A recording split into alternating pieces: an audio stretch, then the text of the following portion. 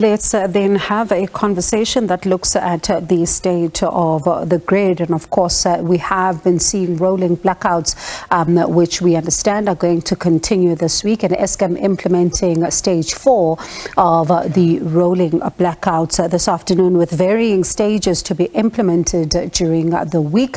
And the power utility saying that of 5 large generation units, as well as the delay in returning 5 units to service. And it talks about how the system continues to be constrained. Let's speak to Ruse Moleshe, Energy Infrastructure Financial Planner, and Hilton Trollip, Independent Energy Consultant. Thank you so much to you both for your time. I'll begin with you, Ruse.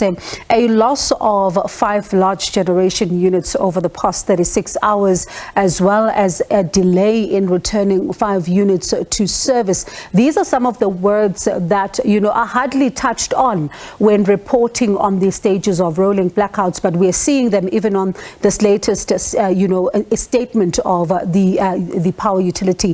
What do they tell us about how things look right now when it comes to the state of the grid? Good evening, Bongiwa. Good evening to the viewers as well. What this tells us is that the system that Eskom is controlling is facing a lot of constraints, and these constraints are going to go on for the longest time, because we know that we've got supply constraints that are as a result of power plants that are old, with an average age of over 42 years. Also reliability maintenance. We understand that it has been done, but there are challenges with respect to capacity, with respect to using of original equipment manufacturers, which are more advanced in doing this kind of work. So those are the constraints that Eskom is facing. Over and above that, there are financial constraints.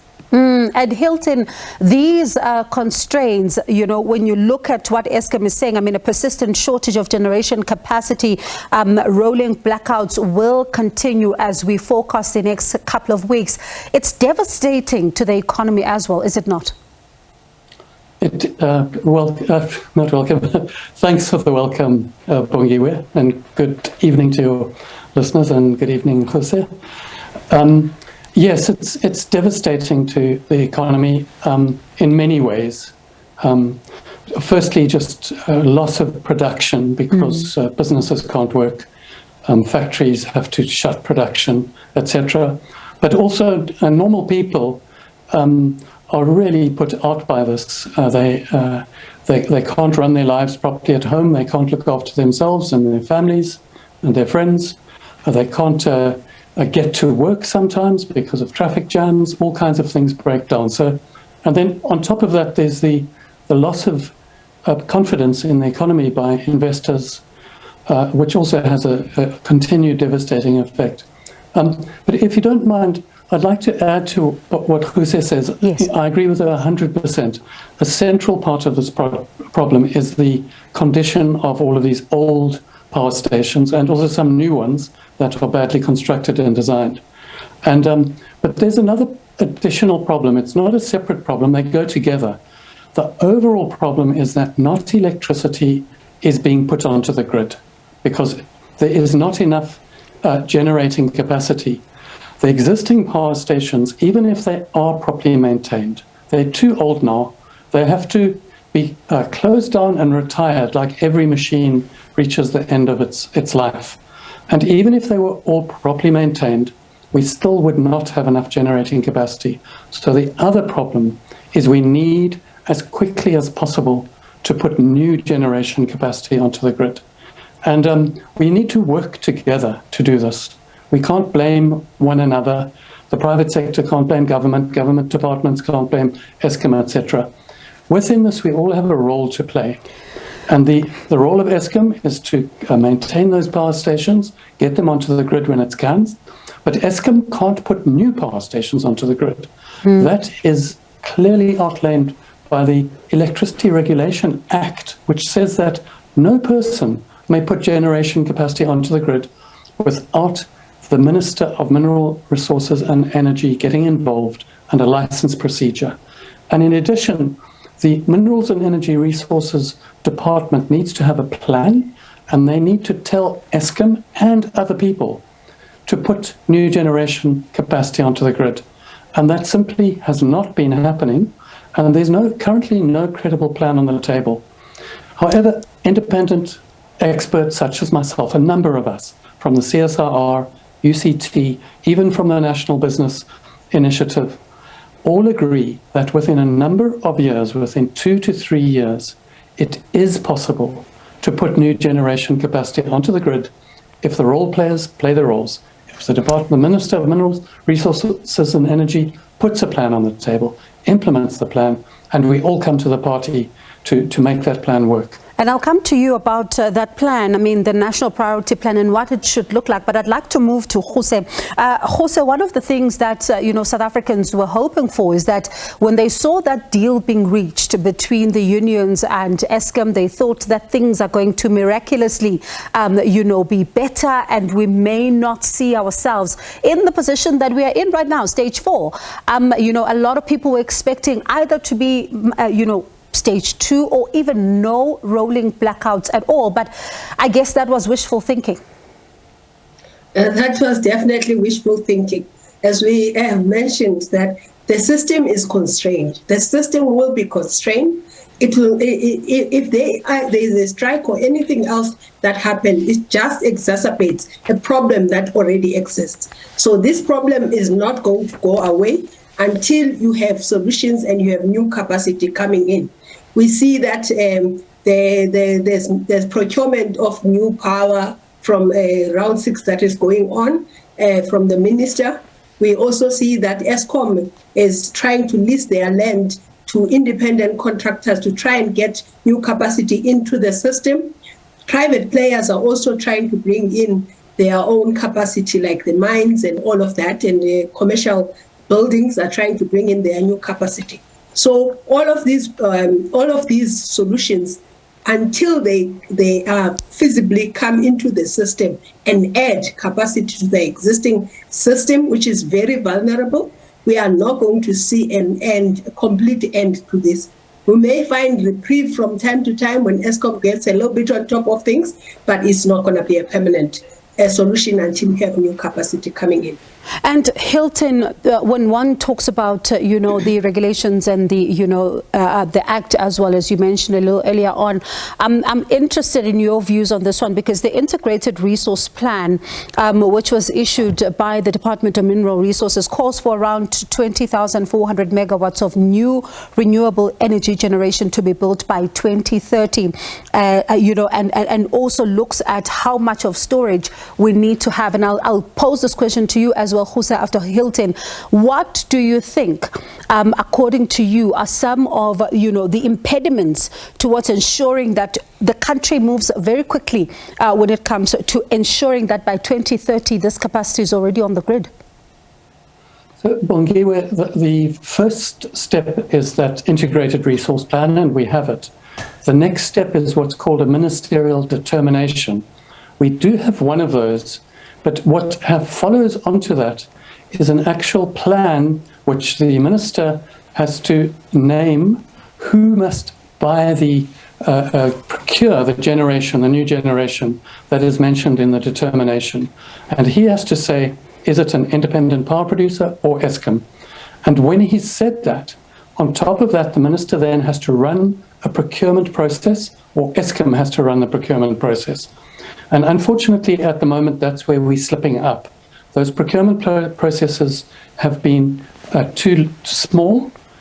In other words, even if they worked, we wouldn't have enough new generation capacity being added in the next few years. And secondly, they haven't been run with sufficient attention to the realities of the procurement environment. That's another one. And then thirdly, they've only looked at independent power producers.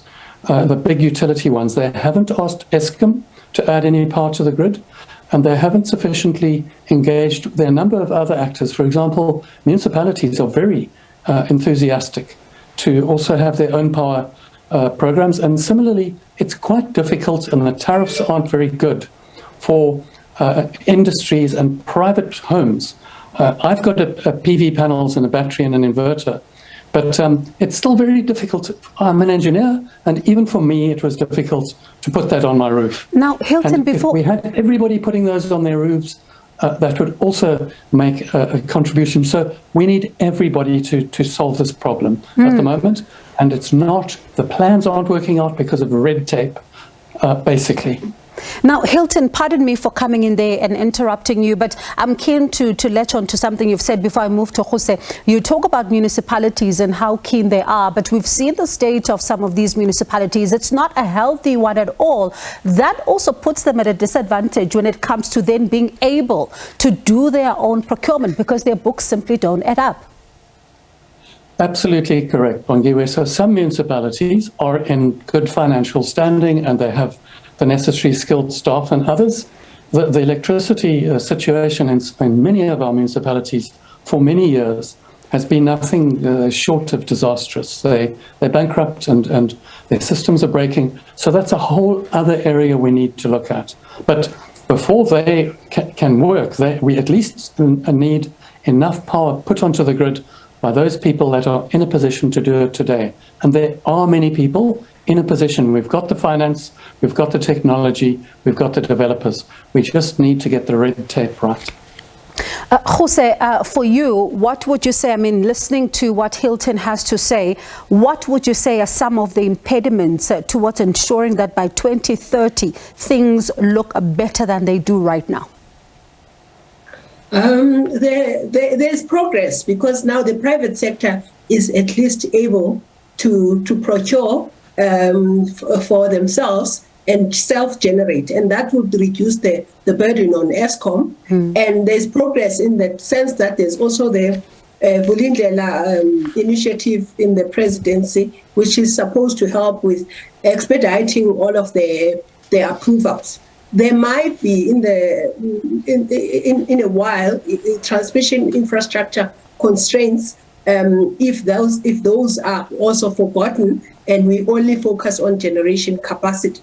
So it's important to also make sure that from a transmission of that power from one entity that is a supplier to one of these private sector entities, there is an ability or capability of the network to take that power where it's supposed to go. Things are at crisis level, Ruse, and there are growing calls for the president to really address the nation on how government plans to deal with this energy crisis.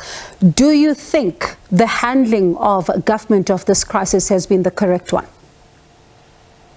The handling of this crisis, to an extent, there's been some elements of being helpful with respect to understanding that there needs to be bottlenecks that are taken out, but you don't get a sense that holistically there's a full understanding and a full cohesive plan around the table to say we are now reaching a stage which is unturnable and therefore we need to work differently. So although government is trying to assist, I think there needs to be a coherent plan which everybody understands we are going according to, at least for the short term. Talking about a coherent plan, Hilton, as we wrap up our conversation, civil society giving the Minister of Mineral Resources and Energy 10 days to respond to some of their demands. Should that same letter not also have gone, or a different kind of letter, should have gone to the Public Enterprises Minister, Pravin Gordhan, to also give him a certain deadline when it comes to this particular energy crisis? So, Bongiwe, I couldn't agree with Ruse more when she says a coherent plan. So, unfortunately, what we've seen is one government minister blaming the other one, and then one government minister blaming Eskom, and we can't have this in this kind of crisis. So, this is why I say I agree with Ruse. We need a coherent plan. And the way our government is structured, for good or for bad at the moment, it is what it is. I don't think we can start shuffling departments around. So I actually, looking at Operation Vulindlela, which Ruse mentions, I think basically we need the Energy Minister and the Department of Private Enterprises Minister to work together.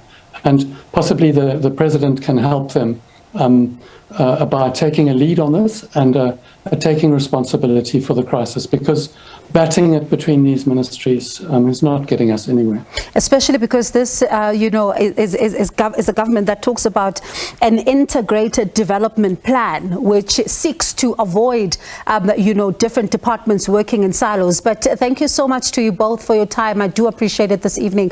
That was Ruse Moleshe, Energy Infrastructure Financial Planner, as well as Hilton Trollip, Independent Energy Consultant.